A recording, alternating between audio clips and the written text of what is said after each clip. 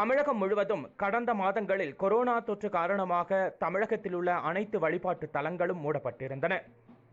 இதற்கிடையே சமீபத்தில் தமிழக அரசு முதலில் ஆண்டிற்கு 10,000 ரூபாய் வருமானம் வரக்கூடிய ஆலயங்களை திறந்து கொள்ளலாம் என்றும், அதன் பிறகு கிராம பகுதிகளில் உள்ள ஆலயங்கள் திறந்து கொள்ளலாம் என்றும் தளர்வுகளை அறிவித்தது.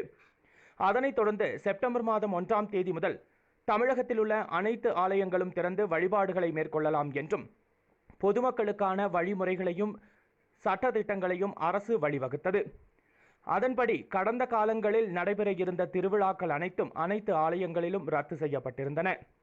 இதற்கிடையே உதகையை அடுத்த காந்தல் குருசடி காலனி பகுதியில் உள்ள பழைய பைக்காரா சாலையான காமராஜ சாகர் அணைக்கு செல்லும் சாலையில் உள்ள அக்னி சிக்கம்மன் ஆலயத்தில் வருடாந்திர திருவிழா கடந்த மாதம் நடைபெறவில்லை.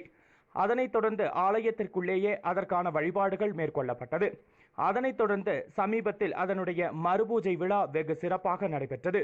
இந்த விழாவில் அந்த பகுதியை சேர்ந்த திரளான பக்தர்கள் கலந்து கொண்டு சமூக இடைவெளியுடனும் அரசினுடைய சட்டதிட்டங்களுக்கு கட்டுப்பட்டும் இந்த வழிபாடுகளில் கலந்து கொண்டனர்.